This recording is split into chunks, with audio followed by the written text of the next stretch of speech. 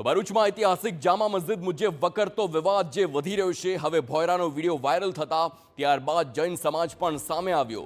જૈન મુનિ રાજસુંદર વિજયજી મહારાજનું નિવેદન સામે આવ્યું છે। સ્થાન મૂળ જૈન સમણી વિહાર હોવાનો કર્યો દાવો। જામા મસ્જિદના શિલ્પ સ્થાપત્યો પ્રત્યક્ષ જોયા છે તેમ રાજસુંદર વિજયજી મહારાજ જણાવે છે। અમને ભોયરામાં જવાની મંજૂરી નહોતી અપાઈ અને શિલ્પકળા જોતા ભોયરામાં મૂર્તિઓ હોવાની પ્રબળ શક્યતા છે। પુરાતત્વ વિભાગે ઐતિહાસિક ધરોહરની ઉપેક્ષા કર્યાનો પણ આક્ષેપ કર્યો છે।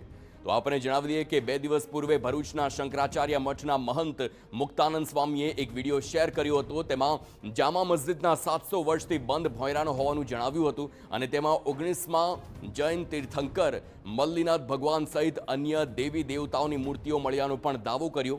સમગ્ર મામલે હવે જૈન મુનિ પણ સામે આવ્યા। જૈન મુનિરાજ રાજસુંદર વિજયજી મહારાજે આ સ્થાન મૂળ જૈન સમણી વિહાર હોવાનો દાવો કર્યો અને તેમના મતે લંકાની રાજકુમારીએ આ જૈન સમણી વિહારનું નિર્માણ કરાવડાવ્યું હતું। તો સ્થાનક સાથે જોડાયેલી કથા કહેવામાં આવતા તેમણે જણાવ્યું છે કે સદીઓ પૂર્વે આ જંગલ વિસ્તાર હતો જ્યાં એક શિકારીના તીક્ષ્ણ બાણથી ઘાયલ થઈ એક સમડી જમીન પર તરફડી રહી હતી અને તે સમયે ત્યાંથી પસાર થતા જૈન મુનિઓએ નમસ્કાર મહામંત્ર સંભળાવતા તેમણે સમાધિ મરણ મેળવ્યું। જે બાદ તેનો લંકામાં રાજકુમારી તરીકે જન્મ થયો।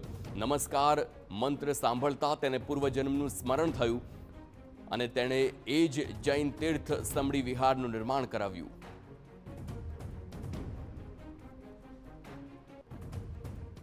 કોઈક શ્રેષ્ઠી જોરથી છીક આવતા નમો હરિયંતાણું બોલ્યું, યાદ આવ્યું ક્યાંક આ મેં સાંભળ્યું છે એમ કરતા એને પુરુષ ભવનું જાતિ સ્મરણ જ્ઞાન થયું અને પછી ખબર પડી અહીંયા ભરૂચની પાસે અહીંયા જ એક જૈન શ્રમણના નમસ્કારમાં આમંત્રણ સંભળાવવાથી મારું મૃત્યુ થયું હતું। પણ એક સમડી હોવા છતાં આવા ભગવાનની કૃપાથી ભગવાનના પ્રભાવે છે હું રાજકુમારી બની છું તો પોતે ત્યાંથી ઘણી બધી સંપત્તિ લઈને અહીંયા આવે છે અને એક ભવ્ય તીર્થનું નિર્માણ કરે છે। આમાંનું સમડી વિહાર શકુનિકા વિહાર પણ આનું નામ કર્યું છે। આ તીર્થનો ભવ્ય ઇતિહાસ છે।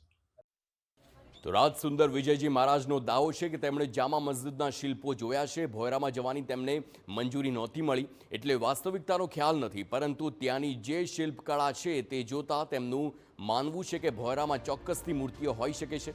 તેમના દાવા મુજબ મૂળ સ્થાન તો 800 વર્ષથી પણ પ્રાચીન હોઈ શકે છે। ધરોહરની યોગ્ય રીતે જાળવણી ન થતી હોવાના આક્ષેપ સાથે તેમણે પુરાતત્વ વિભાગ સામે સવાલ ઉઠાવ્યા।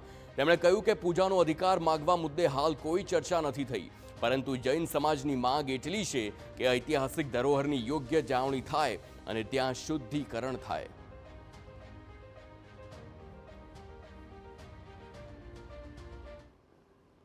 આર્કિયોલોજીકલ સર્વેના જે નિયમો હોય તેમના ડિપાર્ટમેન્ટો જે આવતા હોય જે ખરેખર ચારી બાજુની પરિસ્થિતિ જોતા ક્યાંક આમ દુઃખ થાય તેવી હાલત લાગે। એક આટલો સરસ ભવ્ય જે ખરેખર ભારતીય સંસ્કૃતિ માટે બહુ ગર્વનું સ્થાન કહી શકાય, જે 700-800 વર્ષ પૂર્વે સહજતાથી નિર્મિત છે અને એનાથી પણ વધારે પ્રાચીન હોવાની સંભાવના છે, તો એની સુરક્ષા એની રીતે થવી જોઈએ અને પુરાતત્વ ખાતું આર્કિયોલોજીકલ ડિપાર્ટમેન્ટ એના જે નિયમોમાં જે આવે એનું સંપૂર્ણપણે પાલન કરે, બરાબર એ સ્થાનની જાળવણી થાય એટલી જ અમારી ચાહના છે, એટલી જ અમારી ભાવના છે।